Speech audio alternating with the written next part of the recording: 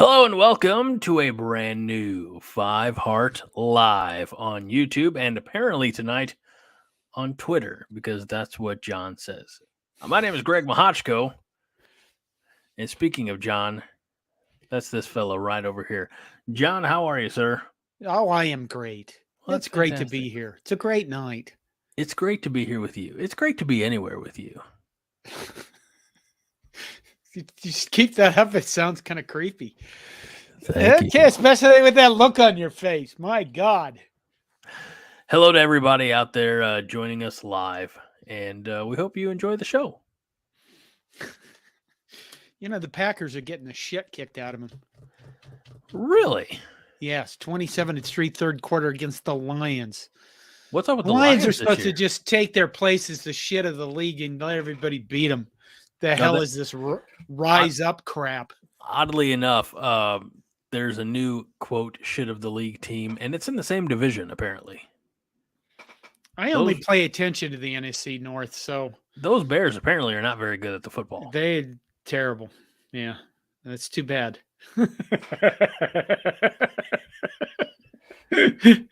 What the Vikings kind of suck too. Woo! what is the world in for this Sunday when the 0-3 Broncos beat the 0-3 Bears? Because that's gonna be some bad football. An NFL Cheez-It Bowl where there's 23 interceptions and 83 punts, and it's so bad it's enjoyable. That's fine. Yeah. I thought you were going to say it's brought to you by Cheez-It, the legendary cheddar-flavored snack cracker. We don't get paid for them by them, so I don't say that kind of stuff. No, but who does pay us, John? I'll tell you. The good people who go to cobbycorn.com. All right. And right now, if you go to cobbycorn.com and use the code Michigan RTFB, you get 10% off of your RTFB collection. John, can we show them the RTFB we collection? Can. Go ahead. How about this one? This is a great place to start. This guy doesn't know what's going on, but he's wearing a styling shirt. I had run the fucking ball shirts made because that's what we need to do. Right there, you get two styles. You get one with run the fucking ball, that is, you put the asterisk in it and your mom doesn't feel as bad. And then the other one is the RTFB. And then you can just say it's run the frickin' ball. You can make whatever you run, the fine ball, run the free ball, run the football, maybe. Yeah. All those things. So there's two different, there's hoodies and t-shirts and two different designs up at Cobby Corn for these designs right now for you. Well, Justin approves. Thank you, Justin. And if clothes are not your thing, maybe you're like, I want to support the show, but I don't wear clothes. You know what we have for them, John? What do we have for them? We have... You don't know where this is going, do you? No, I don't. Been Dead, Never Been to Europe by John Johnston. You can purchase it. I'm going to kill the banner because you can purchase this on Amazon.com. I wish you could purchase it other places, but let's give Amazon more of my money. I was thinking you were going to start going down the Blue Chew road. They don't pay we us don't have either. them as a sponsor. Yeah. Okay. Not yet. All right. So what's going on? What's happening? Well, hold on. Sorry. I'm trying to am I jumping ahead? No, I'm trying to make the picture go away. Oh. But if you don't like clothes and you do like a hard penis, BlueChew.com. Where we go? Well, we're just right into that. Okay. Brando Sports World says, "What's up, Greg the Great and John the Ever Sketchy?" I'll dispute one of those, and that's mine. Excited for tonight's show. Love seeing the growth of your channel. Now you can pay Greg a livable wage. That's not true. I have 3 young children. It's not livable. But we appreciate the sentiment. Well, John, I mean, you had a thriving Monday Night Live show. The Monday Night Therapy with John and Todd. Yeah. And that same time that you were doing that show, Haas and I were recording our Coronation Overreaction, which we kicked out Tuesday morning as well. But Nebraska did pick up a win, as they should have, over Louisiana Tech. It wasn't quite as big or as pretty as we would have thought, but a dub is a dub, as they say, right, John? Yes. I like how that's all you added to that. Uh-huh. You're Seems just so watching long football. ago now. It does. Oh, John, guess who's back? Terrell Farley's taint. Hi, guys. Hi, Terrell Farley's taint. So excited.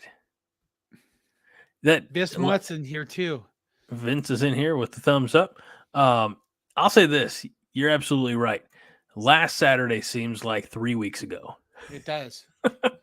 and I don't know who made the headline on coronation.com, but it's Nebraska through the first third of the season. I said, we got it. We can't call it that.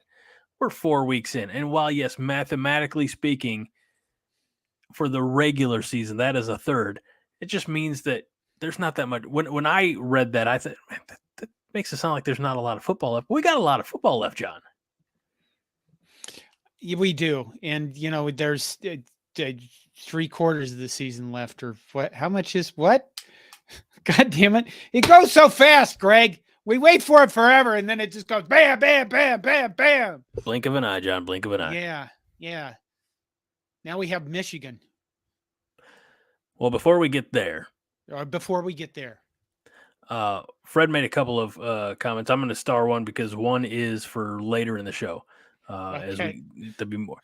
But Fred did say regarding that Louisiana Tech game, most workmanlike blah win in decades. I mean, it was a win, but man, there wasn't a whole lot to get excited about. It was great to see Heinrich Harburg out there scooting and booting. And I'll say this, we learned a valuable lesson that day on Twitter. I don't know if a lot of people know this, but if you follow Husker football or Nebraska Huskers, whatever it is, the main one on Twitter, after one of Heinrich's big runs, they, put up a picture about it, and they said, Ricky on the run. And I quoted that, and I said, Ricky?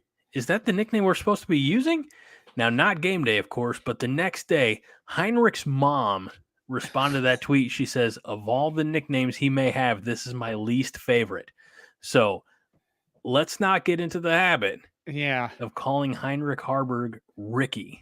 That was a bad move. Him Ricky? It was the social media people. The Heinrich, because Heinrich, that nickname for Heinrich is Ricky? What the fuck? I suppose so. I guess I wouldn't have occurred. That wouldn't have occurred to me. But if his mom is against it, we're against it because we love his mom. Right. Yeah. Terrell Farley's taint did say, big Heinrich Harburg fan over here. We are winning this weekend. I guarantee it. I like that attitude. You ain't said nothing yet. I'm a little Bachman Turner overdrive. Bum, bum, baby, you just ain't seen nothing yet. All right. Brando Sports Rules. Speaking of Blue Chew, is John's name tonight in regards to them being the new sponsor. You know what they say, if it's flaccid, it ain't happening. No, I just couldn't think of anything up there. So you're the ever stretchy in attitude, stretchy and the ability to accept new things.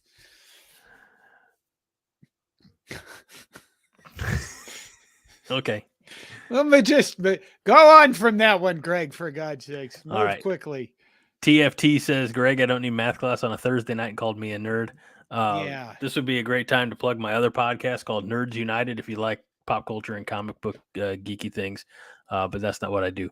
I try not to cross the stream, which is a Ghostbusters reference, TFT, if you're too young to be familiar with Ghostbusters. Fred Sacco says there's a lot of football left for our defense. Then there's the offense.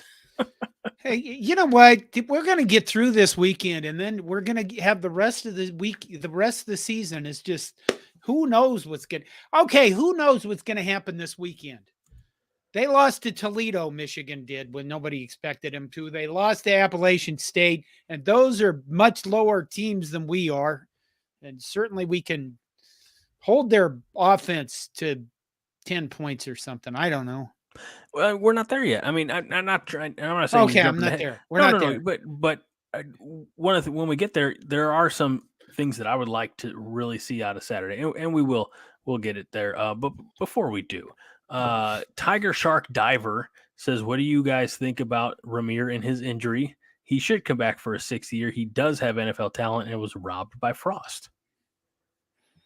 I agree with the sentiment that he does have an NFL talent, and Mhm. I do, and I think one of the most unfortunate things about the Frost tenure is there were just a lot of guys that kind of, quite frankly, wasted their college career on a guy that made a lot of promises and didn't live up to hardly any of them, and that's really kind of a shame. I mean, when you think about these young men that came to the University of Nebraska and with thoughts of getting in the league, and then their whole college career is mostly dysfunction. And yeah, it is a shame. I would hope that Ramir, if he wants to get in the league or if he wants to come back for a 6th year, I hope he comes back to Nebraska, because I certainly think he's a really good player. Maybe not great, but he could show he's great. I think he's explosive. You guys know that I love the Ramir Johnson. I really Right. sucks that he's out for this season.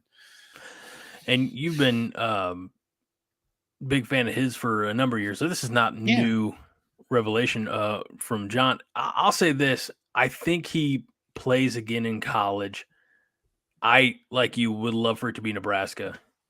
I don't know if it's Nebraska, honestly. I don't Right. know if he comes back for that extra year to Lincoln, which would be unfortunate. I'd like to see it, but we don't know.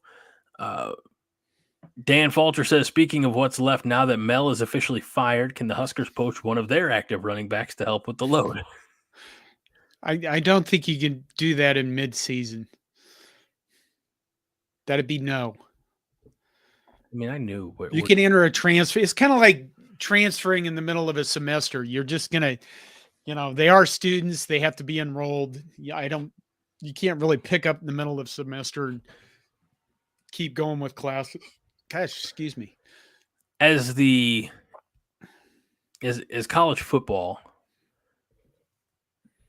trends further away from an emphasis on the student part of student athlete, I can see where that's possible. Yeah, no. Okay. Well, John has spoken. Yeah. TFT says, if the dipshit refs didn't call back the runs, that game would have been 42-10. Well, if we didn't hold. Those were really weird holds. Yeah. I mean, the defensive backs and the offensive wide receivers were both pretty handsy. And there was a glimpse later in the game where you saw one of the defenders for Northern Illinois. Who did we play? Louisiana? Fucking whoever it was. See, it's long ago. Louisiana I saw Tech. one of them making a holding sign to one of our receivers like, yeah, you got called for that and it should have been me. And quite frankly, I thought they were a little, I don't know. I can understand why they called them, but both sides were really, really holding on to each other. So I don't know. I mean, good God, they loved their holding calls in that game, but it was a win for us anyway. So that's right. All right, John. I know how much you love the big guy from your home state, not your home state, at least your current state. Have you lived in Minnesota long enough to call it your home state? No. Okay, sorry. I'm a Nebraskan, you motherfucker. What are you doing? I'm glad we got that cleared up. I'll come right here through the internet, kick your ass. All right, I'm glad we got. Anyway, Tiger Shark Diver. I forget you said that, just so I don't plot your death or something. Bryce Benhart hasn't allowed a sack this year. I was wrong about him. This from Tiger Shark Diver. Not a world beater, but decent this year. He is playing much better. I know Haas said he's become pretty dependable. I mean, every once in a while, pass protection blows up, but not too bad. Haas has said over on the Coronation Overreaction show that the right side of the offensive line is playing pretty well between him and Nuuli. Nuruddin Nuili. Nuili. See, I can get that name right. Ben Scott, and then we got the left side. So hopefully Teddy Prohaska continues to heal up, and maybe we see him on Saturday.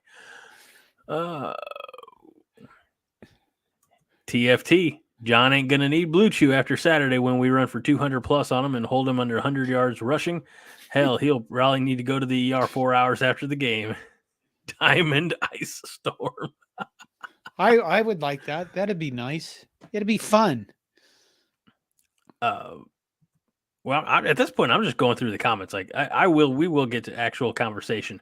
But Tiger Shark Diver says loves how loyal Ramir has been. Yeah. I mean, he could have gone somewhere else, but he didn't. He must love Nebraska. Who doesn't? Yeah. It's the best state out there. Yeah. Fred said, Fred did say something.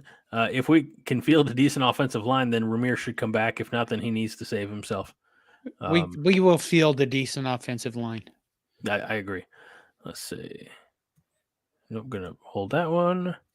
Holding calls were weak. Get held all the time. It's never called. Don't disagree. I agree with this. Fred says, I'm just happy that with both Martinez's in the stadium at the same time, we didn't open up a multiverse vortex of perpetual turnovers. There was a surprisingly minimal lack of arm punts and YOLO bombs on Saturday. Yes.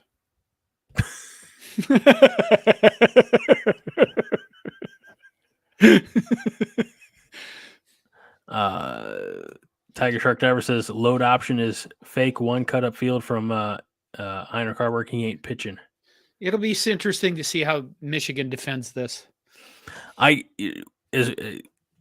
hate to rehash, but you weren't on the recording Monday night, and I obviously we don't do that one live, and it would have been bad timing for Monday night since that's when therapy is.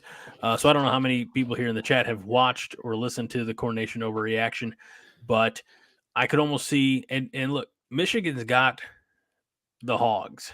You know, they have enough athletic ability that they can they can put a spy on Heinrich if he's the QB and help minimize some of those big runs, take that away. Right. And if the plays run to the right side, it doesn't take a whole lot of sense to, put three guys over on that side. One is keying on the quarterback, one on the running back, and one to be blocked by the receiver that's out on the edge. So it is a concern. But hopefully Matt Rule, Marcus Satterfield, they have enough tricks up their sleeve to figure something out. Yeah. This will piss you off, John. You ready to get pissed off? Oh, sure. Why not? You are not going to like this. Who do you think commented the comment I'm about to highlight? Fred says, John is a Nebraskan, half the fleck, all the pluck. What the hell? What the hell? Get that off there. I'm sorry. I'm started doing John Wayne impersonations. Not good ones either. TFT says that has Bryce Benhart not allowed a sack because Turner Corcoran's guy beats him home all the time? It may be. That is possible. That is a good point. And we know that a lot of these issues will right themselves, I think, over time. And when guys get healthy, again, we talk about Teddy Prohaska quite a bit. All right, that's good. We got some questions here about the stadium.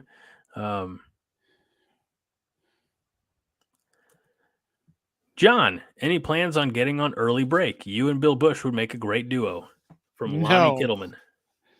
No, I have a job. I have a real job in IT that I have to actually do during the day most of the time. And it's been, it's been a lot busier.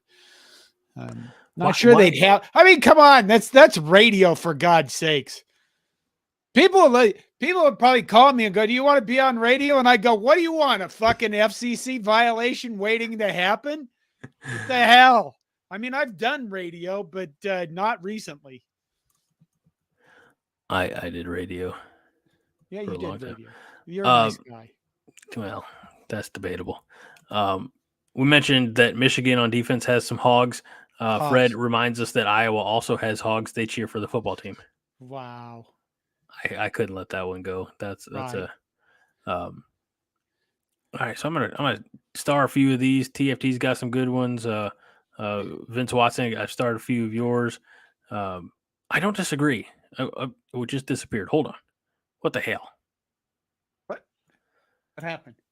Tiger. Well, my comments jumped around. Tiger Shark Diver says we need rollouts and play action. I don't know the obsession with Tommy Hill on deep routes.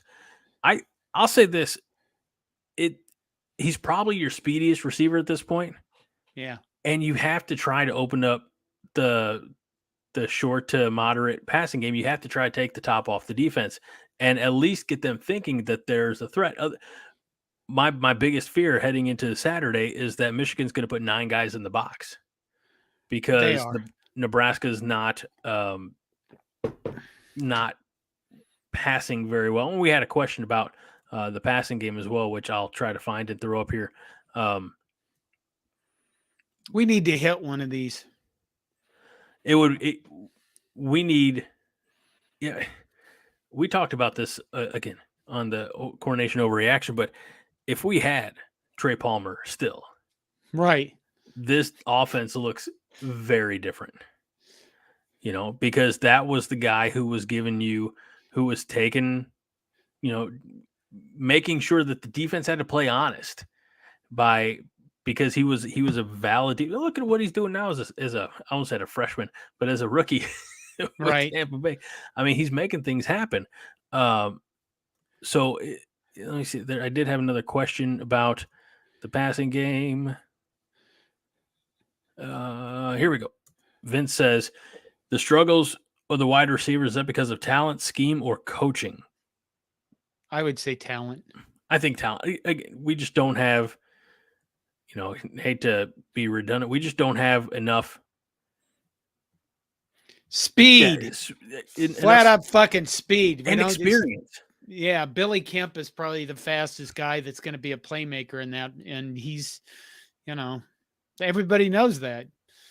So they've keyed on him more here recently, but I think 18 wide receivers on the roster. Billy Kemp, the fourth, is a senior. There may be one other one. Josh Fleeks. Thank you. We have moved to running back. 1 or 2 juniors, and then the rest are sophomores, freshmen, and redshirt freshmen. So it will change. We'll have to. I mean, I know. Look, I apologize to pile on, but it's going to take a little patience. It's going to take a little time. These guys need to develop. Let's see. Hold on. There was, I think it was TFT. Yep. TFT said, we'll go lead option pass to Malachi Coleman in the first half, and it will catch them off guard big time. I don't know. I hope that Malachi Coleman's ready because we haven't seen him yet. As you or somebody else, coordination said, we're a third of the way through. Third of the way. The season. Sorry for bringing math up again on a Thursday night. But we haven't seen him yet, so he still can get into 4 games and not burn his red shirt. It'd be interesting, to say the least, to see him against Michigan. Why not? Why not throw him out there just to see what could happen? But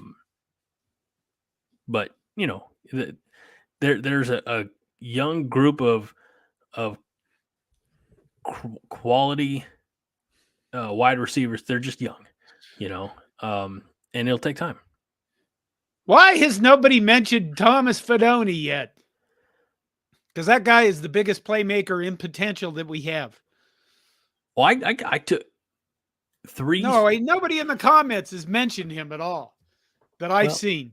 What the hell what are you people doing? It's because he's white. I'm just kidding.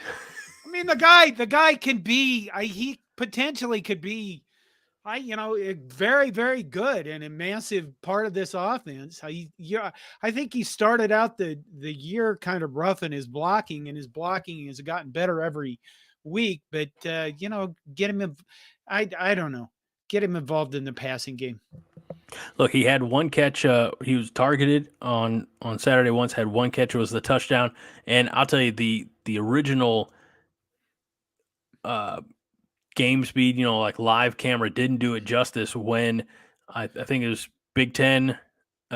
Somebody put out, one of those more like from the offensive backfield types, and you saw him like gliding in the air to catch that ball and come down and then able to make the cut up field. That was a very athletic play. Very, very nice. I appreciated the play so much more when I saw that angle than just, the live shot. Oh, great touchdown. But I think when you see it from a different angle, it can change your perspective. So we better say this one, John, or we're going to get in trouble. Branson Chab for $1.99 says, what does Wisconsin look like this year? Well, I think kind of like in other years, they wear similar colors to us. They have a W on their helmet, whereas we have an N. I think they're in Adidas school as well. No, John, what do you got for Wisconsin? They do look like us without the defense. Oh, they look like an offense that's a work in progress. I'll say this. I mean, they lost one of the running backs last Friday, Malusi. They lost him for the season. I think Braylon Allen for them is a huge key to their offense. That guy is a beast. As long as he stays healthy, Wisconsin will be dangerous. I think their cornerback, Tanner Mordecai, is better than any quarterback we have. But their offense is just, it looks like they don't understand all the pieces yet. It looks, you know what it looks like? It looks like a team that goes, we want to run the ball, people, and you're making us spread out and pass. And then if they start running the ball with Braylon Allen, they start running over people. So I think Wisconsin, has a lot of potential, but they haven't realized it yet. John, why didn't you tell me I'm stupid? Why? What do you mean? Minnie Hunt dropping the knowledge. Malachi's played in every game. He has, but he hasn't done anything. There's been no targets at him, and there's been no, he hasn't done a lot. We have played shit tons of people, but he hasn't been targeted and he hasn't been like involved in the offense beyond blocking and stuff. But a minute ago, I just said he hasn't been in a game yet, and you didn't correct me. You left the comments to correct me, so now I feel extra stupid. It's okay. It's not okay. He hasn't done anything. He's, he's hard. He's easy to miss because he has zero production as a wide receiver so far. That's just hurtful. By the way, great name, Gargamel here. Gargamel 91. Saw Coleman last game, wasn't targeted. Let's see. Joel Tilson says, Fedoni is the man. Yeah. Brando Sports Rule says, Thomas Fedoni making tight ends great again. We hope. By the way, Fred Sacco says, it's because Fedoni's name ends in a vowel and they hate us. Okay. Vince was also in on the correcting Greg. Coleman's played in every game so far, not getting a red shirt. Well, okay. I fucked up. I'm sorry, guys and gals. I would say that what we just picked up, we flipped the tight end. That was a native Nebraska guy, right? I can't remember his name. I think that when you watch Michigan this week, you're watching a lot of what I think Matt Rule wants Nebraska to look like in the future. I wondered what he was going to do, and I think that he really wants to run a lot of oh, come on. I used to know the personnel groupings. What is it, 11 and 12? You know what I mean? Personnel, how they rank them. One running back, two tight ends is 12 personnel and stuff like that. Haas knows that shit. I don't remember that stuff as much as I used to. But I think that you're seeing, they're recruiting some more tight ends. And I think that what we're going to see is some more of the heavy sets we saw against Louisiana Tech. I'd be all right with that. In the future, going forward with this, we want to be big and physical. And, when you look at Jim Harbaugh's team, that's what they do. They decided that, everybody else wants to spread out and do shit. Ohio State wants to spread out. They have 18 5-star wide receivers. They want to be explosive. Urban Meyer before Ryan Day was more of a power running offense with some good receivers, and Ryan Day's offenses can just be explosive dependent upon the quarterback. I think that Matt Rule's decided that we're going to run the fucking ball. That's why I made the t-shirts, sons of bitches. Wait. Do you mean these shirts? Yeah. Run the fucking ball at him. And we have to learn how to do that. We have to find the offensive linemen to do that. We have to find the, the right schemes, and we have to be able to pull and trap. And those are the things that I think that we'll see if we can do that against Michigan. It'll be a good sign if we can. Couple quick questions about these terrific shirts available at copycorn.com. What? You don't do the design, do you? No. Okay, but who picks the model? Oh, because this the guy design. looks scared. It's a friend of mine I grew up with, Monica. She literally. Oh no, that's. I grew up with her in Curtis, Nebraska, and she was on here last week when you guys were going into this hair care shit, and she said I could design all the products, and I thought, oh my God. I think she used to design Sawyer Brown's album covers. She's very, very good at what she does. Wow. I'm just, this guy looks celebratorily shocked. Like, because he's watching Nebraska run the ball over fucking Michigan. That's what he's doing. That's what he's excited about. Where are we at here? We got a lot of comments. Wait, we still haven't gotten to our subjects. And no, we haven't. Patrick says, I like that John lives in a dorm room. It is kind of a dorm room. Lots of love. You know what? If I had the same enthusiasm I did when I was in a dorm room, I'd just build my bed into a loft and hang it from the ceiling. Here's a quick question for you there, John Boy. Yeah. Would you rather have Travis Vokalek in this offense or Thomas Fidone? Oh, that's hard because I think Travis Vokalek was really fun, and I think he was a good blocker and a good tight end all around. But at the same time, it's fun to watch players kind of grow up and become excellent. Start up. Fidone's gone through 2 seasons of heartbreak, and now he's finally on the field, and I think it's just going to be exciting to see what he can do. And for that reason, I picked Fidone. Sometimes you just want to watch shit grow. And that's what this year is. It's not, here's a preset team that's poised to win a title in something. Sure. It's a team that's got to find itself and figure itself out by the end of the season so they can go to a bowl game. It's kind of like watching the hero's journey movies, the Bad News Bears, the Mighty Ducks. They got to make these journeys. There you go. I'm wearing myself out. Real quick, Cornhusker Corner says here, mark me present on the roll call. Oh, yeah, and we can win this weekend. Let's get it done. Okay. I like that. There's I'm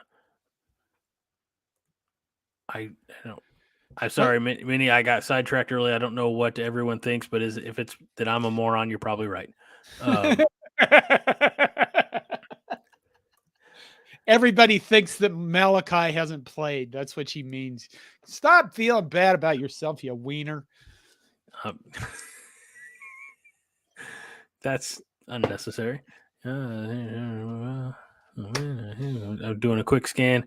No offense. Scan. Okay. Oh my God! Holy shit.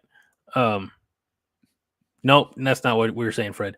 Oh, here we go. Brandon Chad for $4.99 says, I'm not sure what else to say. Here's a super chat anyway for more support. I appreciate that. That's sometimes, folks, that's all it takes. Yeah. Fred wants to know where your lava lamp is, and then he says, maybe I don't want to know. It's upstairs. I wouldn't be surprised if he did have one. Especially now that you're back in the gummies game. Yeah. All right. Let's get to it, John. We have not developing news. News broke earlier this week. News on a development. Okay. And the development is going to be a makeover, an upgrade, a facelift, if you will, to our beloved Memorial Stadium. Yes. Tell me more about that, John. Oh my God, I thought you had all this. Well, it's rumored to cost around $450 million, which means it's probably going to cost about $700 million because that's how construction projects go. All the cost overruns and shit like that happen. Or maybe it's supposed to cost 225 and they already went, well, it'll probably be $450 million by the time it's done. They're going to blow up South Stadium and then they're going to sell pieces of it after they blow it up. How many pieces are you going to buy, John? Oh God. You know what? they're selling pieces of the court from the volleyball court, right? I saw that. Yeah. Yeah, for $92 a piece. I showed that to my family, and they're like, "No, knock it off." Now it's But funny. Obviously, $92 because there was 92,000. If there were only 30,000 people, they were only sold for $30 a piece. yes, that's how that goes. Okay, well, hey, now we know. Well, dadgummit, I had my list up here of all the stuff that was going to was going to happen. I think, here's the thing. The big things is they're going to renovate the stadium for going forward. I mean, it's 100 years old this year. It's gone through many, many iterations of expansion and gotten up to the point it is now where it's 80, 90,000 people or whatever the hell it is. I don't know. Clearly 92,003. Well, that's when they're putting the volleyball floor in. That But I think, I hate to say this. I haven't sat in the seats for a very long time. Okay. I went last year, I went to the spring game and I sat in club seating. So I actually had a chair, which is nice because I'm kind of old and crusty, and it's sitting on a bench sucks. And then before that, the game I'd last been in the stands was the Northwestern Hail Mary game. So that was a while ago. Otherwise, I've always been on the field. And I can't remember. The bleachers they're aluminum benches. And years ago, I suppose that was great. And they were originally sized for people that were like, 130 pounds to 150 pounds a piece, and most human beings are probably not that small anymore. So there's a lot of problems with the seating in the stadium, and people are grumpy, and there's a lot of problems that people complain about the concession lines, and they complain about they don't complain about the troughs in the bathrooms apparently, because Twitter was alive with complaining. What are they going to do about the troughs? Can we buy the troughs? So they're going to get rid of them because apparently they want to, put them outside their homes. But they did specifically probably make excellent planters. Okay. South Stadium demolition and replacement with chairback general seating. New chairback seating in West and East stadiums. 360-degree main level concourse connection and 270-degree upper level concourse connections. How about doing math? I have no fucking idea what that means.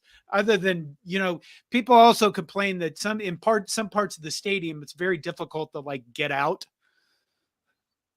Like if you're trying to leave at the end of the game, there's massive, I don't know, massive, moo. You turn into a cow. Right. There's cattle chutes to get out of there. Not a stampede, but it's, it's a slow moving stampede. Concession upgrades, refurbished menu options. Maybe they'll sell pipeline jerky. And added points of sale throughout the stadium. Restroom modernization throughout the stadium. Means you won't be peeing in a trough anymore. What if we like to pee in troughs? I'm just saying. That's why people want to buy them and put them outside their yards. You could just go over to their place. Academic curriculum space with specific uses guided by UNL's academic leadership. So that gets the academic people involved and happy. Enhanced student life amenities. ADA upgrades throughout the stadium. In other words, ADA is accessibility. American Disability Association. People in wheelchairs, stuff like that.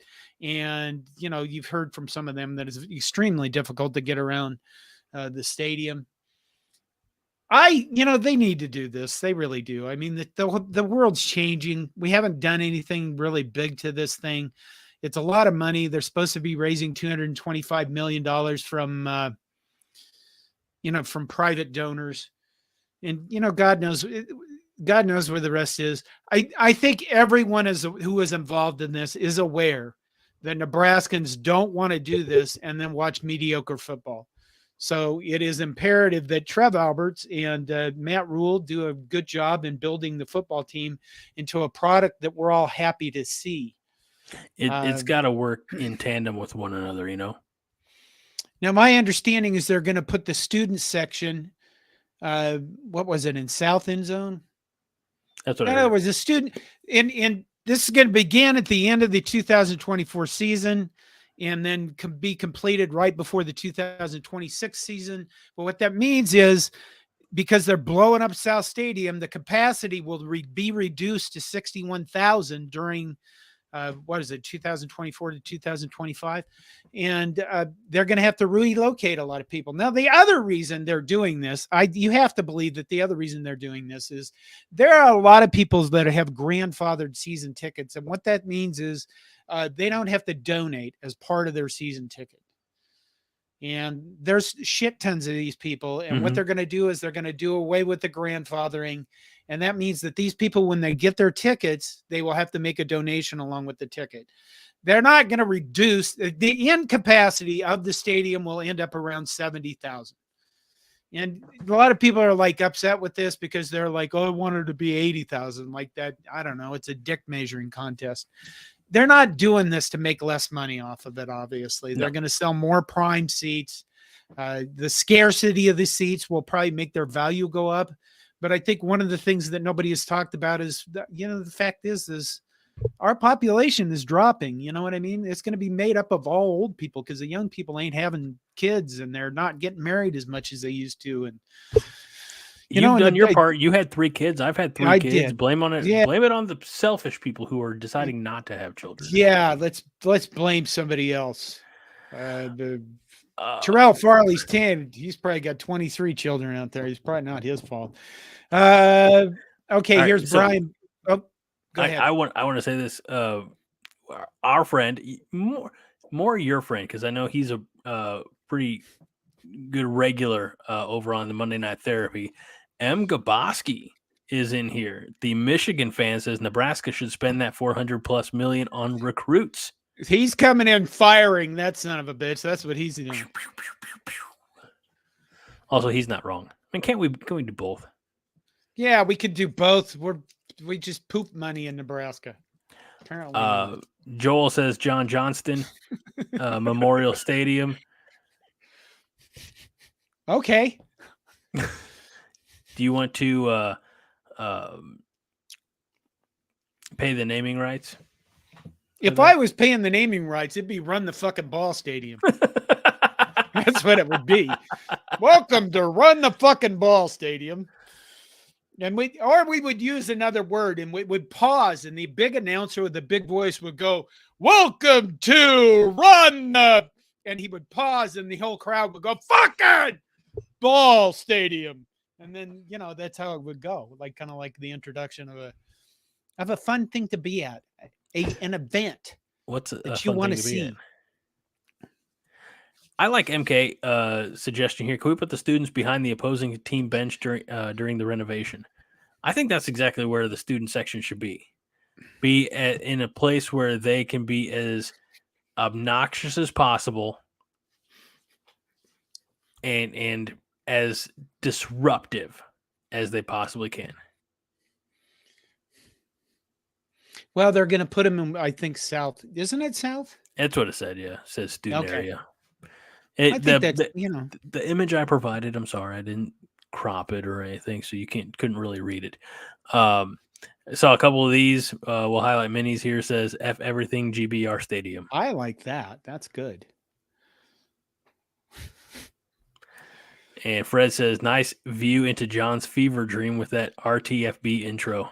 Yeah.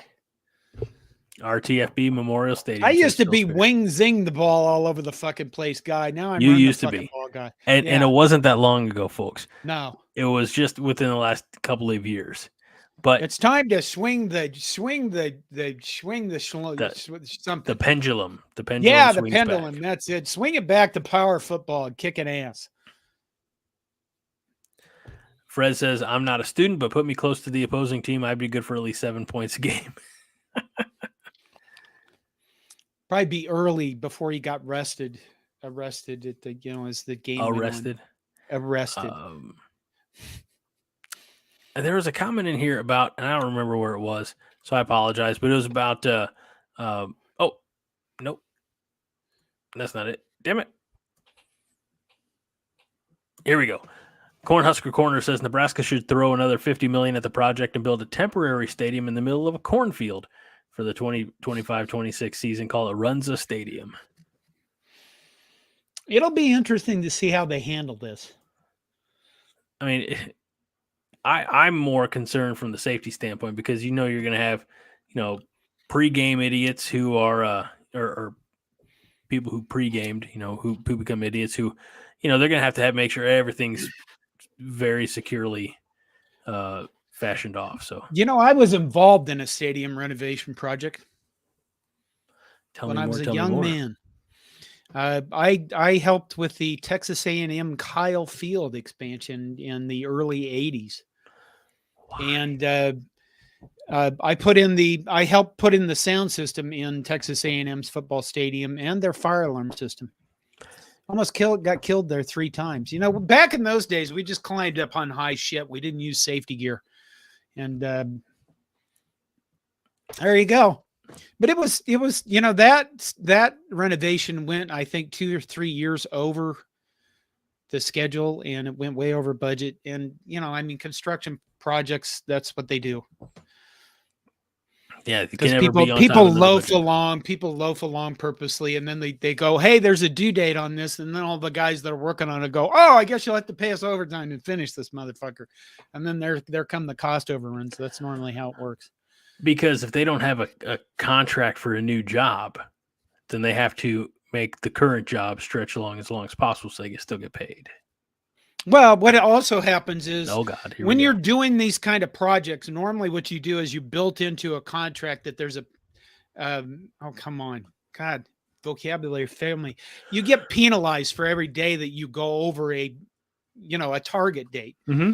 And if you don't, if you looked at a guy and said, I'm going to penalize you $1,000 for every day you go over the target date, and he goes, $1,000, who fucking cares? We're going to be about 180 days late, motherfucker. And that, if you don't get that kind of stuff right in the contracts, then it's typically a disaster. Moving on. Yeah. Colin J says, tailgated with Will Compton and busting with the boys before the Notre Dame Ohio State game. It was amazing. Will loved my Nebraska tattoo from Indiana Huskers. Wow. Now, this was a special shout out. This long distance dedication goes out to John Johnston, and it says, what? Hi, John. Hi, Orson. Remember me? No.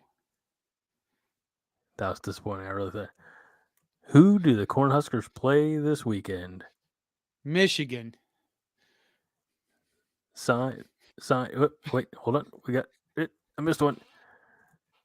Do they play Michigan? Okay. From Albuquerque, New Mexico, or Senado. I don't know. I was trying. It's not a case impression per se, but you can understand the top 40 thing I was going for there. A long distance dedication. Hi, Orson. Thanks for joining. Orson Ada, you're my granddad. Oh my God. Okay.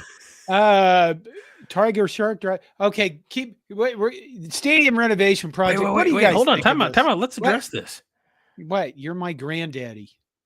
You're Orson's granddaddy. Oh, okay. That'd be a shock. And Orson's from Fayetteville. Okay. Is that Fayetteville, Arkansas? Because if so, you could be his granddaddy and his cousin. Go Hogs. Okay. I'm so confused by everything going on. All right. Know, hey, so in an effort to move things along a little bit, okay, we have a football game in a couple of days, John. Yes, we do. We do. And Nebraska is going to, I think for the first time all year, get Michigan away from the big house. Yes. I don't think they played a road game yet. So hostile territory. I really think it's going to impact the number 2 Wolverines, John. We'll see how it does. Fucking hell. I really thought you'd jump more on that. I just, 4 fucking home games against a little cupcake team. That's pretty much what the hell? Rutgers. I guess. And Rutgers. Well, Rutgers, I think Rutgers gained a lot of yards. They certainly didn't score, but Rutgers, Michigan played not that great in the first half against Rutgers, and they gave up a fair amount of yardage to them. And then the second half, they just said, well, that's enough of this shit. And then they beat the living shit out of them. So I just, Michigan's just here's the problem. Michigan knows what they're doing. Michigan has, I don't know, what is it, 10 or 12 probably projected NFL players, maybe more than that, including probably one of their defensive linemen in the top, as a first rounder. And, JJ McCarthy is their quarterback, is probably going to be one of the first quarterbacks taken in the NFL. I mean, they're a very, very good team. The problem that we have is they don't really have any weaknesses. I mean, if we can get them into a situation where we can figure out what can work on offense and just keep making first downs. But again, it's, the majority, M. Gaboski says the majority of Michigan starters were starters last year when they beat OSU and Columbus. Nebraska has a great environment, but they won't be rattled. So M. Gaboski, I can make this guy shake with one name, and it's Max Duggan. Hey, what about that? The running quarterback that tortured you guys and ultimately beat you in your biggest game last year that wasn't OSU. And I want to put this out there too. The regular Chatterfields know me. M. Gaboski, he's a Monday night guy. He's not up to speed with this Thursday night stuff. So he doesn't know how sarcastic and full of shit I am. Well, so, for example, M. Gaboski, I'm holding here in my hand now. This was our preseason predictions, and I had Nebraska going 15-0. Yeah. So again, just a word from the wise to the uninitiated. If I'm saying it, take it with a grain of salt. But Wade has a question. Maybe M. Gaboski can answer this question. Does Michigan get star players ahead of time or have great development? Well, I think they do both. I mean, what do they? You almost have to, right? I don't follow. I just look where Nebraska is in recruiting, but I think Michigan's been up there in the 1, 2, 3, 4 recruiting classes. The thing with Jim Harbaugh is this. What is this? His 7th year? Harbaugh. No, he's been there longer than that. He was there before Frost was at Lincoln. Okay, it's a 8th year. But I mean, for the first few years, he had very, very good records, couldn't beat Ohio State. But then what he did? He changed. And I say this all the time, and I'll say it again.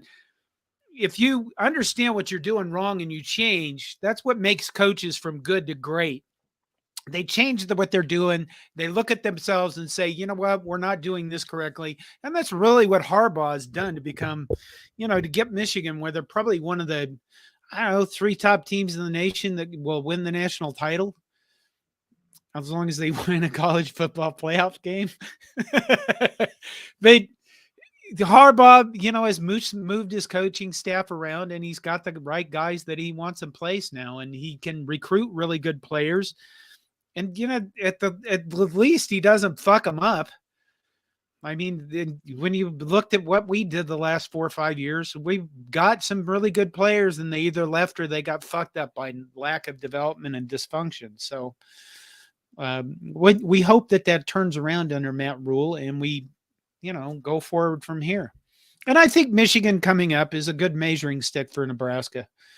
How much have you learned over the past, the first 4 games of the season? How the biggest puzzle that has to be worked out this season, I think we all know it, is Marcus Satterfield and him looking at his offense and say, what can I do with this to actually win games? I mean, that's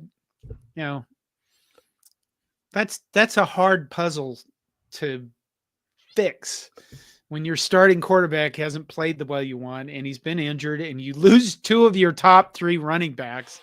And then somebody goes, hey, you should score a bunch of points and beat teams. And you go, oh, shit.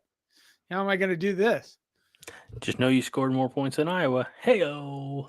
Yeah.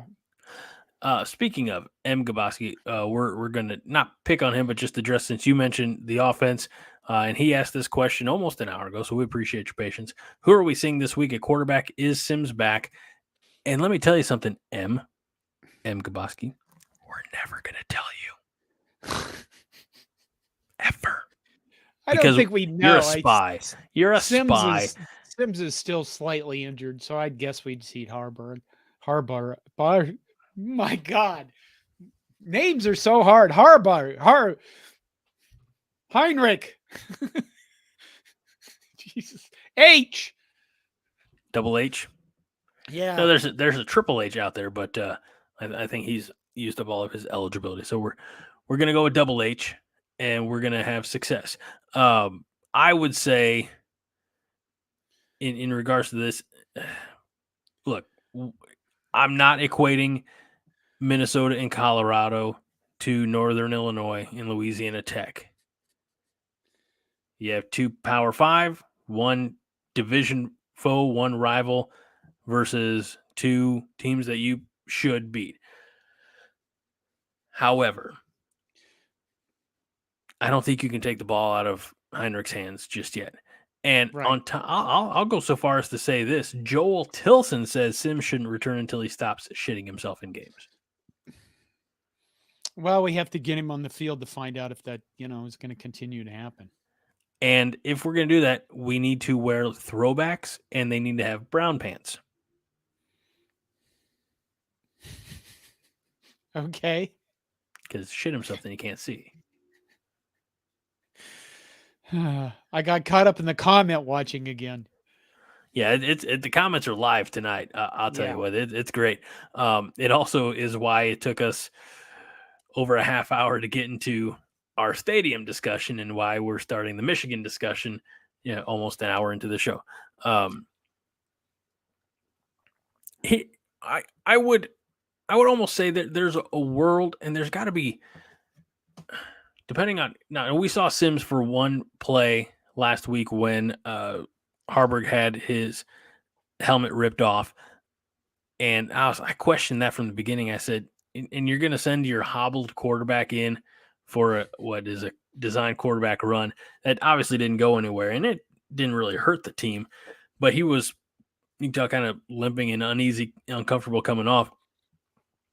But if he can run, get him in the run game. Like, he doesn't have to. I don't know. We had a great comment earlier. I started and then I took it away about Trey Palmer, and I said, man, Trey Palmer in this offense would be fun. And one of the commenters, and again, I apologize, said being in this offense may have hurt his draft stock because Sims would underthrow him and Harburg may not be accurate enough to hit him all the time. Right. Those are things I didn't think about. We just get selfish. We just want all the best players all the time.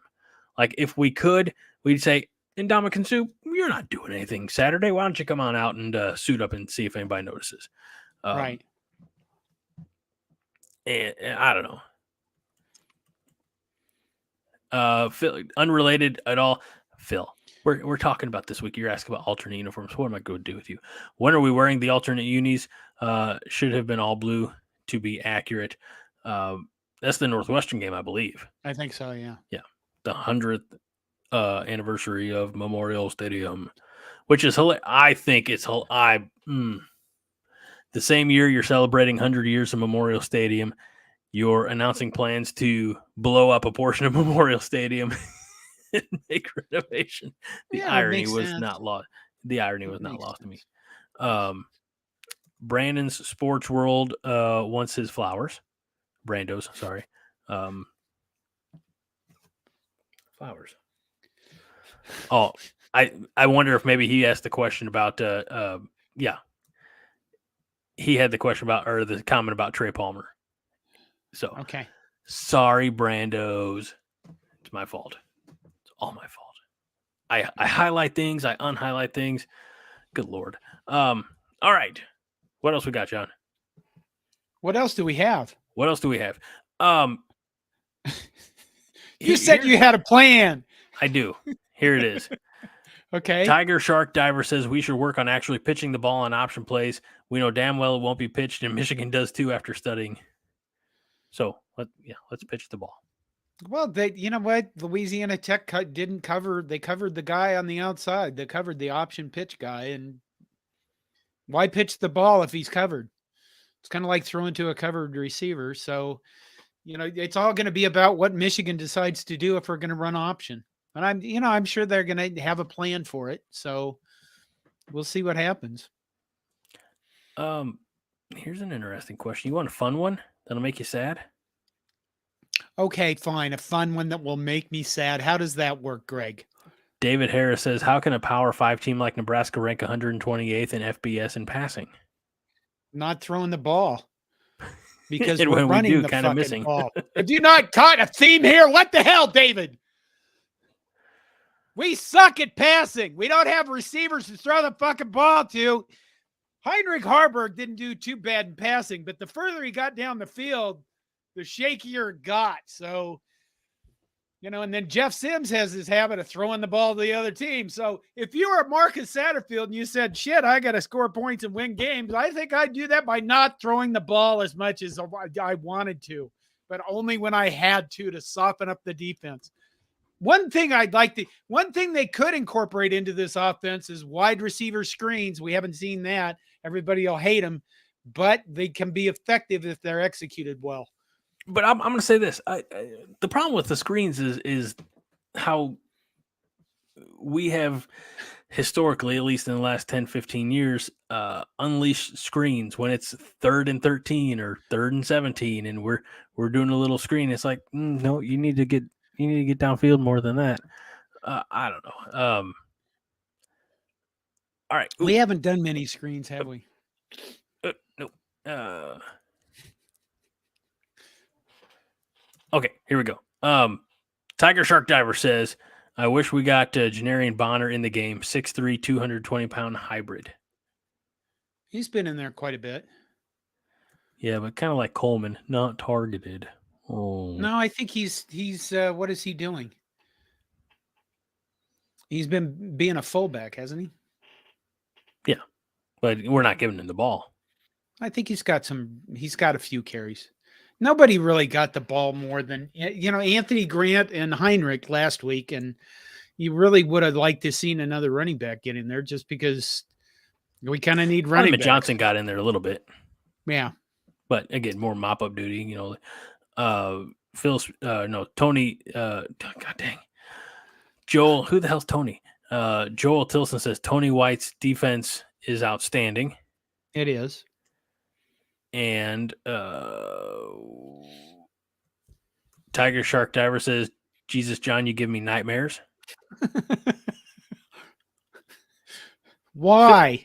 I don't know. Phil Spear says that Tony White's the best coordinator since Charlie McBride. Well, he's only gone through 4 games, but, at this point, he's looking pretty good. That's for damn sure. Brando Sports World says they could use $10 million of that $450 million budget and get the 2 best receivers in next year's recruiting class. Well, they probably could. I would say they need to get a quarterback. Yeah. John, can I give you a real fun one? Okay. I want everybody watching this to just sit back, enjoy, be prepared for your best chuckly ha-ha comments. And son of a, it just disappeared. Where did it go? Here we go. Living in Omaha, David Matney says, does anyone remember when Carl Pelini spiked the ball on 4th down? No. It happened. Did it? Well, that's, that seems like you're lucky you don't remember that. I don't remember that.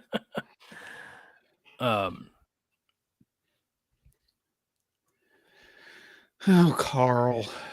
Ted says the only chance we have of burning Michigan on pass is running it 20 times in a row, then hit play action pass off of the bootleg. Well, play action probably is going to be a big part of the game plan, but that only works if you can run the ball. If you can run the ball successfully, then you can do play action. If you can't run the ball, nobody gives a shit.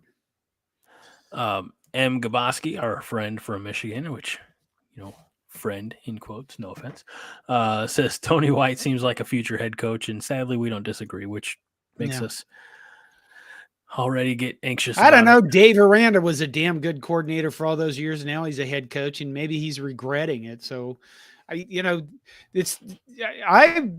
personally, if I was doing this, I don't know if I'd want to be a head coach. You got to deal with all that fucking bullshit. There's a lot more pressure, I think, now. Get paid a lot of money to be a coordinator, be a good one. Like Phil Parker at Iowa. You just sit over there and laugh. I mean, imagine that guy after a game. Goddamn, they had the ball 97 fucking times because our offense couldn't even get a first down, you know? You know he's at some donut shop just reaming Brian Ferentz over the coals back and forth. And they're all going, why are you doing this? Why you stay there, Phil? It's the pictures. It's the photos. Jason says, how do we not recruit 25 left tackles next year? Well, Jason, here's the thing. Everybody wants 25 left tackles. That's the problem. And the problem with linemen is everybody wants as many as they can get. And so they're kind of rare commodities. Yep. They're not like skill players where, you know, I'm not saying the good skill players that grow on trees, but they're certainly a lot more prevalent than really, really good offensive and defensive linemen.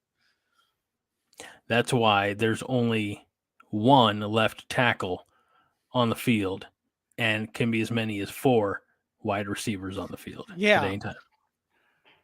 Although in Nebraska's offense, you might have 2 or 3 left tackles going forward. Tiger Shark Diver says, is Teddy P on a milk carton somewhere? No, he's still recovering from the injury. Yeah. So that sucks. He'll bounce back. Kids stuff. Where are we at here on some of these? I got a question for you. This might be a question for you or Brian. Did Haas inspire the 5 Points of Contact podcast? Yes, he did.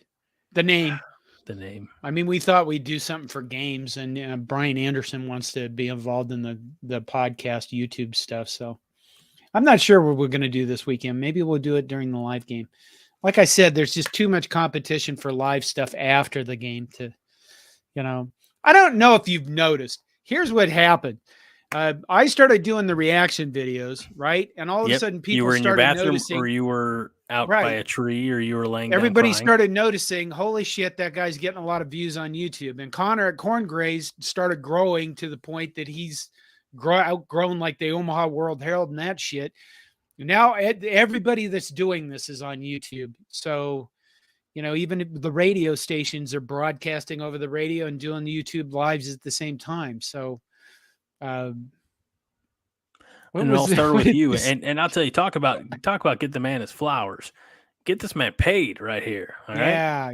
Yeah. And by extension, his producer. Yeah. Speaking of games, I haven't told anybody this yet, John. Oh my God. Guess where I'm going to be next Friday night?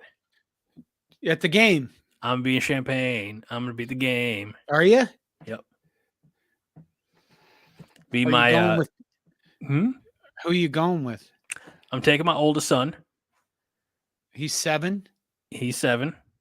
Oh, I remembered that. How about that? And I'm also taking a buddy of mine to go up as well. Just so, hey, look, I've seen 2 Nebraska-Illinois games in Champaign. The one that my son was at, we lost. But in his defense, he was still in utero, so he didn't have a whole lot to say. He couldn't cheer. And that was the Saturday game. That was 2015. And then I went a couple of years later in 17. That was the Friday night game, and we won.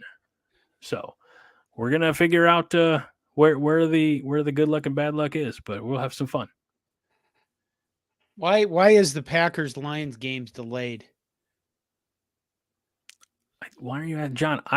When I do the show with you, I'm focused on you. Okay, I don't have a TV around here, man. I don't have a TV. I'm just looking at the score thingy. Well, I don't. My phone is on airplane mode because I don't want to screw up the Wi-Fi and get dropped like Haas and I were a couple weeks ago. So this is just you, me, and our good friends, the Chatterfields. Okay, there's nothing else in my world. You're saying I should focus? It would be great. We might get through this thing in under an hour and a half. I'm focused. Why is the Packers-Lions game delayed?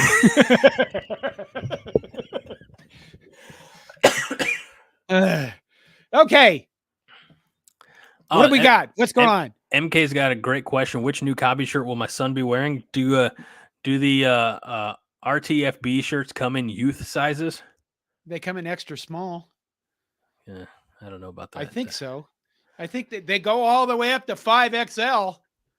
That's closer to where I am than extra small. Not 5XL. I'm just getting there. All right. Let's take a few more of these comments from earlier in the show. Fred said, by the way, this comment came before the live stream was started because Fred's dedicated. At 7:21 p.m. 7:21. This show doesn't even start until 9. And Fred was in the waiting room talking probably to nobody but himself, but that's also Fred. Says, Misha who? If we accidentally beat them, they should give us their 1997 season bowling trophy consolation prize. Yeah. Could that be could that be the new trophy game in the Big Ten? Is Nebraska Michigan the winner gets the 97 Sears trophy? Oh my God. Well, it could be. I don't think we're going to play them every year because we have a shit ton of teams to play. Well, you know what I mean, though. Yeah. I don't disagree. Owen Walker says, remember, John, you're the godfather of after game reactions, and we love you for that. Thank you, Owen. Nobody else is doing those post-game reactions from their toilet. Well, nobody else is doing it from a tree outside. That's John's dedication. I don't think y'all realize that's John's dedication to you all and also to his family. He's giving them the space so that he can cool down and process what just took place. So, M. Gabowski, I think, said something about finding me the 2021 when I was at a wedding, and I did it in my car after the game, and my kids kept sticking their head in the car. I'm not surprised. Nope. All right. Blaine Cole says defense will shut down the Wolverines like the Congress is going to shut down the government. I was going to say we hope so. What the hell? Shut down the government. Who needs it? I mean, never mind. All right, now we'll jump into your prediction. So we'll take a few minutes. What? We'll get what, John? I always forget this part. I have to come up with a prediction. You should have done it earlier. I did. Okay, good. No, I didn't. Wait, I have to come up with a new one. All right. Is that because we have changed your mind? Did you get a big swig of the Kool-Aid and say that Nebraska is going to win like you know they will? Yes. Okay, perfect. David Harris says I like the outdoor reactions by the trees. Okay. Blaine says John's hot take from the honey bucket. Tiger Shark Diver says I randomly found John wearing a do-rag and follows up, and then I was stuck. There you go. So,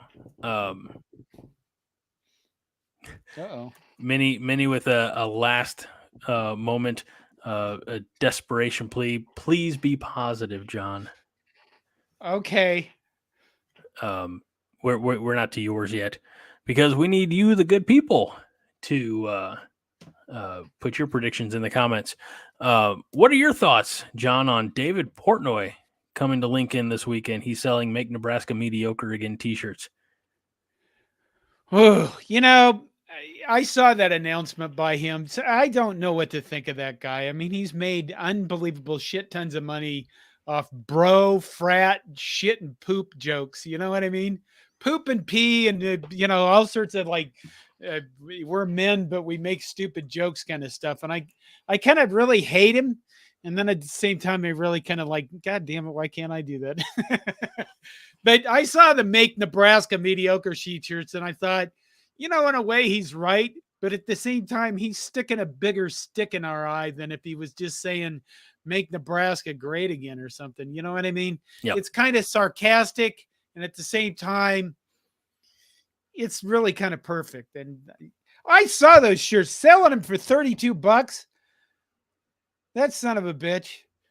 I started reducing all my prices down to $25 for the regular t-shirts. And by the way, cobbycorn.com, use code Michigan RTFB for 10% off the RTFB collection till October 6th. But why the hell would you buy one of those shirts? I mean, he's making a joke at you. And at the same time, I just I hope the people in Nebraska are nice to him. I certainly be good to get on his good side. because you don't want him in your bad side shitting all over you. Because the guy does have a lot of, influence, I mean, in terms of his mouth. Minnie says that your shirts are better. Yeah, thank you, Minnie. Minnie, how many of the Cobby Corn store do you own? Oh, now don't put her on the spot like that.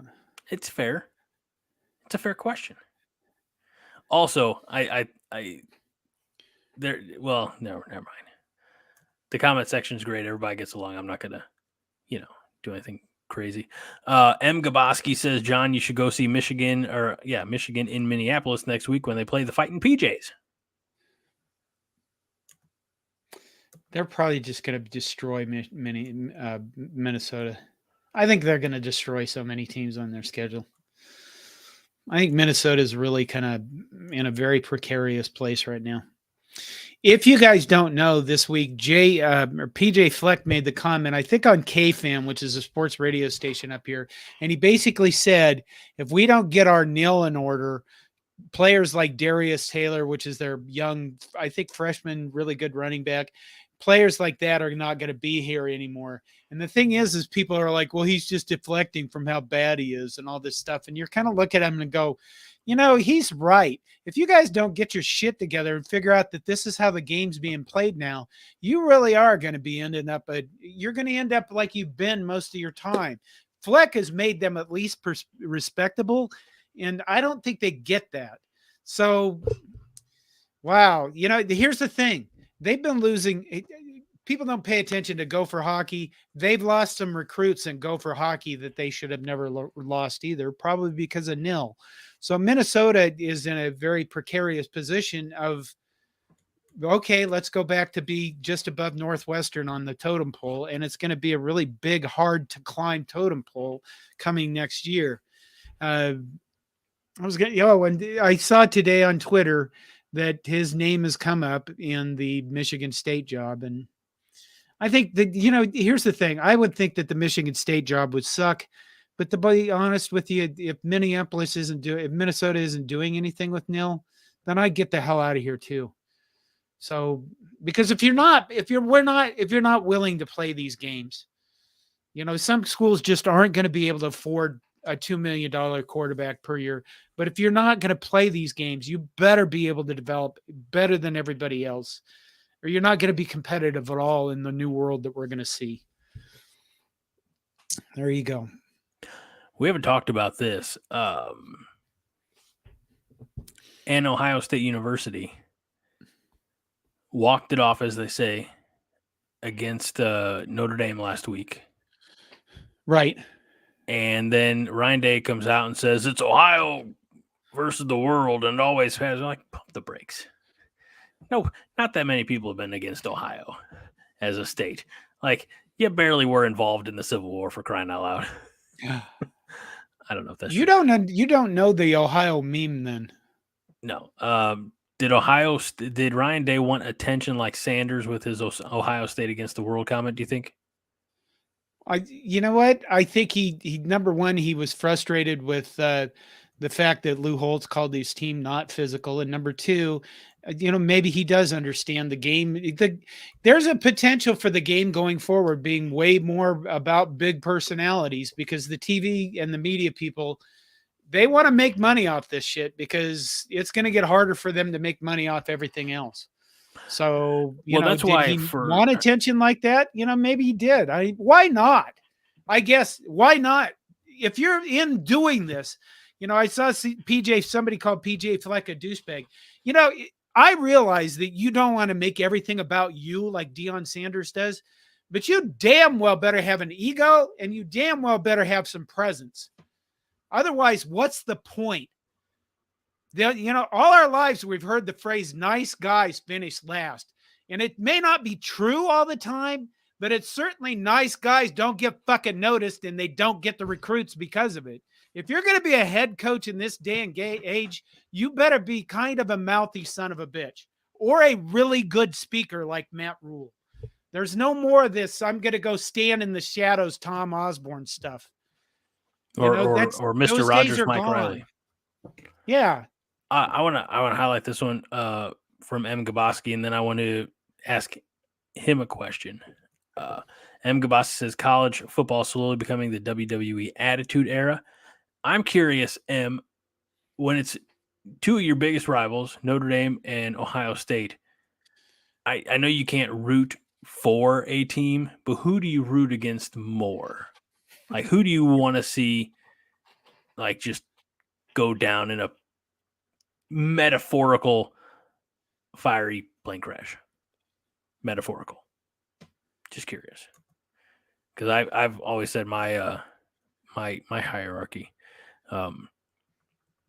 I think in some ways, I mean, if we're going to look at the prime effect, that a lot of it is about personality, and we'll see how long that lasts. Quite frankly, I've seen where Deion Sanders says, "I'm only 7 players away." He's fucking 20 or 25 players away. He's not even close with 7 players to becoming anything more than even a bigger talking head than he is. So we're going to see what happens there, and I think it's going to be fun to watch. Here's the answer. We root against Notre Dame more. They canceled our annual series, and they're more smug. We respect Ohio State. Interesting. Wow. I don't know if Ohio State respects Michigan, but most of the time I have more Ohio State fans in my Facebook feed and whatnot, and I think that they're more just general jackasses than Michigan. So I've said before, my hierarchy is I'll root for Michigan over Ohio State over time every time, but I do root for Notre Dame over Michigan. So, M. Gaboski, if that's the last time we hear from you here on Thursday night, I apologize, and it's been good having you here. Great question that I have to scroll up to find from Fred. Serious question, and I like how he tells us it's a serious question right at the beginning, so we know. I know we have zero time for it tonight, but with NIL, do the guys get all the money even though they didn't do anything? For example, Dakotas Crawford. Yeah, that's what I thought too. This is not a performance contract. This is basically a marketing contract that says show up and do stuff for us. And honestly, the people that paid Dakotas Crawford got probably more recognition than they ever bargained for. So I think that's the thing that people are missing about this is not an NFL contract. This is not, we have one of the best quarterbacks in the nation. He might go into free agency. This is more like I am commissioning Michelangelo to paint the Sistine Chapel. Okay, well, that's kind of performance, but you get it. It's more of I have a shit ton of money. I'm going to give it to you to represent us kind of thing. It's not, stop thinking about it totally as performance. I answered this one in the comments, John, but Tiger Shark Diver asks, who's got more money, BYU or Notre Dame? Well, I think Notre Dame probably has money. Here's the thing. When I go around the nation and I work with people that are I don't do this as much as I used to, but executive level people in companies and stuff like that, you run into a shit ton of them that are Notre Dame alums. I rarely run in, and maybe that's because I'm in the wrong part of the nation, but I just have run into a lot more doctors and executives than they're Notre Dame. They're Golden Domers, basically. All right, John, do you have your prediction ready? Oh my God, what? Do you have, just ask the question, do you have your prediction ready? I was going to go through the comments and the predictions there. All right, here's what we've got. Wait, there's one more comment. Okay. SMU got all the oil money. My God, they just raised shit fucking tons of money. I saw that. Unbelievable amounts of money. That just amazed me.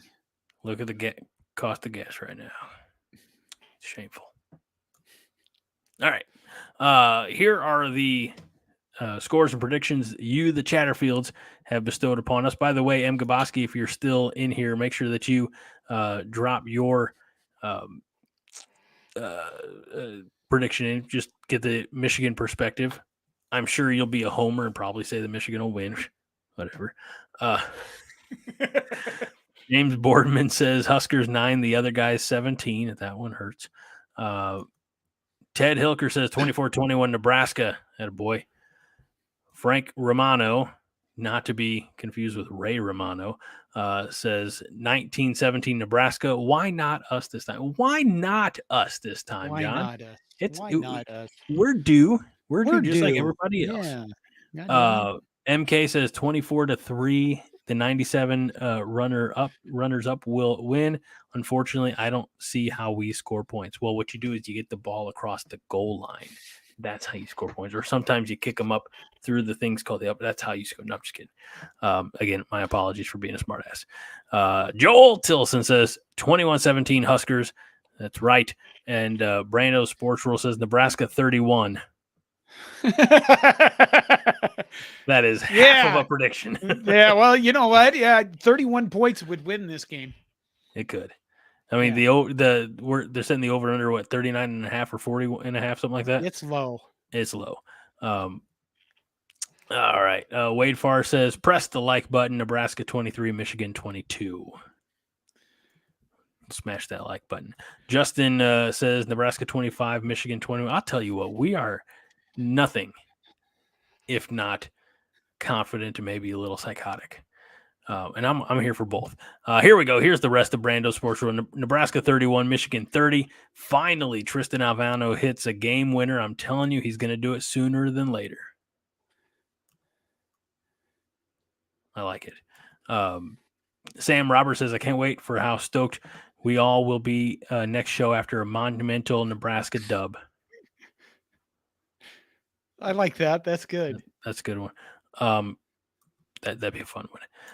Lonnie Kittleman says 24-10 Michigan. That breaks my heart. 16 new comments have come in. Let's see what. All right, let's see. Owen Walker says 23-20 Huskers. Go Big Red. Jason Reeves says 31-24 Nebraska rakes them. No, we can't do bounties. Fred Sacco says, my heart says we win 13-10. Logic says we lose 37-13, but we still score 13 points. Yeah. So, I'll take it. Tiger Shark Diver says 31-24 Nebraska. Colin J says, I live right by Notre Dame. These people are obnoxious. I don't know who you're talking about when you say these people. I'm also Catholic. Thank you. He's saying the Notre Damers. The Domers. Okay. Well, yeah. Just saying. Red Wine says Stanford has a bit of money, but no football will. Well, they have research money. Yeah. Let's see here. M. Gaboski, Homer Pick says Michigan 24, Nebraska 13. See, even M. Gaboski says we score 13. Let's make sure. David Harris says game total under 40 easy. Yeah, I think that's. Michigan wants, and more from M. Gaboski, Michigan wants to win and get out healthy. Harbaugh has nothing to prove because it's about Ohio State, Penn State, and the playoff. You're true. Right. So, trap game. Yeah. This is where Nebraska pulls off the upset. He pulls off the upset. That's right. Yeah. Are you just like you're just like Rain Man mumbling like that's right, pulls off. Yeah. Wapner. Definitely Wapner. Frank Romano did say that the total went from 43 to about 39. So that's right. They're moving it down. They recognize the line has been moving down too. That's what I just said. Husker Bob is in tonight. Says 2017 Huskers by winning the turnover battle. That's going to be what it's going to take. Honestly. Yeah. Are you guys like TV and only get an hour? We're not like TV, but we're both old. Like John's really old, and I still have to do all the production. And on more than one occasion, I have fallen asleep in my chair waiting for a file to upload or download, and then wake up and finish everything at 4 a.m. And at that point, I'm just awake, and I don't want to be awake at 4 a.m. So, I do agree, Joel. Yes, Michigan's overlooking the Huskers. Yeah, and it's a trap game. Let's will it into existence. Trap game. Will it into existence. And Alan Delano said very early on, screw Michigan and go Big Red. Okay. I thought you froze. No.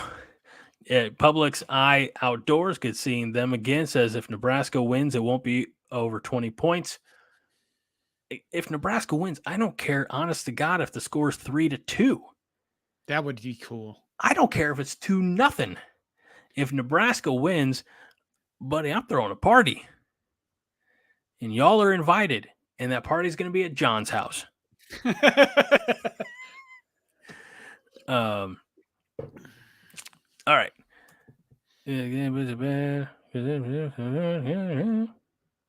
We'll address that afterwards. M. Gaboski says Michigan only had 7 offensive possessions last week versus Rutgers. The new clock rules of Michigan's brutally slow pace will keep the total low and the game go by fast. So it's really going to come down to defense and ball which control. offense can be the slower. Yeah. It's really what it is. It's just going to be. Well, and that's, I'll say this. I like Matt Rule's approach because quarterbacks like Adrian Martinez, he'd be snapping the ball, not just him, but Casey Thompson last year snapping the ball with 15, 17 seconds left on the play clock. Right. I'm all right. But I go back and say, God dang it, if they'd have played a little smarter at the tail end of Minnesota, they'd be 3-1 instead of 2-2. They'd be 1-0 in conference play. It's all right there. So, John, I don't know. Do you want me to go first or do you want to go first? Wait a minute. I do have a question. Hold on a second. Tiger Shark Driver says these fucking cursed commercials are killing me. Are you seeing ads in the middle of the show? Can I ask you guys that? Because you shouldn't be. There should never be ads showing up in the middle of this. I just want to know that because there's a lot of monetization changes coming with YouTube, and there's different things that we're doing. And those are things that I don't think I ever want to do, that we have ads in the middle of a live show. So just let me know. Okay, go ahead. You can, I saw this one here. Brando Sports World is leaving, headed to bed. Wife keeps harassing me. I'm trying to tell her that this is a can't miss show. Great show as always, guys. Looking forward to John's epic reaction to the win. Well, thank you for the Austin compliment. says no ads. Okay. Phil Spears says not seeing commercials. Maybe it's the football game. I don't know. Yeah. Okay. No commercials, no ads, yada yada. So I think we're okay. All right. Your turn. Or my turn for prediction, John. Do you want me to go first? I don't care. I mean, we could do age or we could I'll do go 27-21 Nebraska because of turnovers by Michigan. Because our defense is due to get some turnovers. And what the hell? Why not? It's time for us to get one. I mean, come on. God, there wasn't a single freaking signature win under the guy we fired. And it's only been 4 games so far for, Matt Rule. So it'd be nice to just, get one of these one time. Jesus. I'll say this. I'll get to my prediction here in a minute, but what I really want to see is Nebraska play clean football. I don't want to see them turn the ball over. I don't want any unforced errors. I'd really like to keep penalties down. If we do that and we lose a close game to Michigan, I'll still be happy. But I'm going to be a lot happier because Nebraska going to win this thing. Nebraska's going to win this 20-17, and I'm going to tell you how.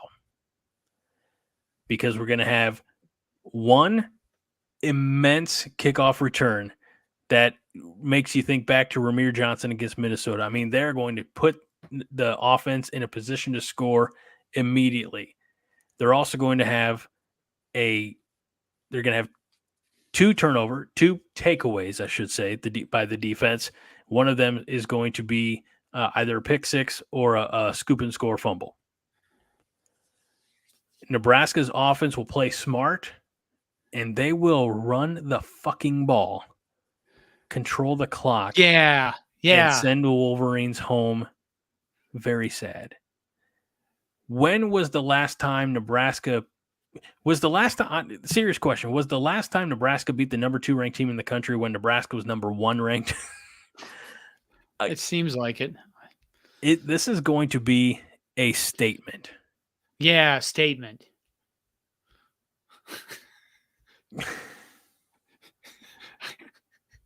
Why? You should be used to me by now. What the hell? You're as bad as my son who likes to do the copycat game. Yeah. Nebraska's going to get the dub 2017. Nebraska's going to be 3-2. It's going to be a hell of a statement. is going to be an electric atmosphere. Very excited for what happens Saturday in Lincoln, Nebraska.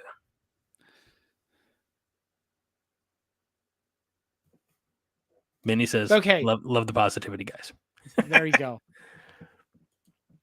There's been a lot. If you guys are asking about announcers, those are the announcers for this game. Jason Benetti and Brock Heward. Heard. That was too much. I apologize to Brock if he were here.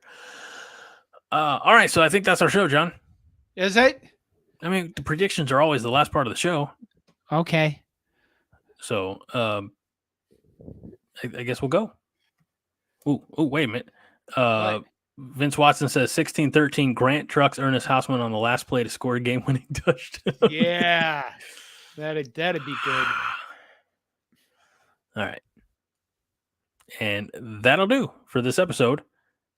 What the hell's going on with my damn mouse? All right, I'm hands off. All right, okay, everybody, that is it for another exciting episode of the Five Heart Podcast, which we do live, courtesy of all of you right here on YouTube. I say it every week. It'll never be on the shirt because it's too wordy, but we know that you have a lot of entertainment options for a Thursday night, and we truly appreciate that you choose us. And sometimes maybe you're like John and you choose us and football. And he's my co-host and he's distracted, so I get it. But we appreciate the time that you spend with us here for everybody at Coronation, for this handsome motherfucker right here. John David Johnson, the Silver Fox. I'm Greg Mahochko. I'm John Johnston. Wait, stop. And this is 60 Minutes. No, it's not. But this is the Five Heart Podcast, where we remind you each and every week that Five Heart is all the heart you need. John? Go, Big Red! No, seriously, my mouse died. It's not even a mouse. Okay, never mind. All right. Win the damn game. Which, Can we, very quickly, can we bring attention to that? What? You know who said win the damn game? Who made that a thing for Coronation? Brian. And this week is the 6th anniversary of his passing. So he'll be watching, and he'll be rooting from the best seat in the house, above the house. So we miss you. We love you, Brian. And we appreciate all of you who join us each and every week here on the Five Heart Podcast. Good night. Yeah. Good night.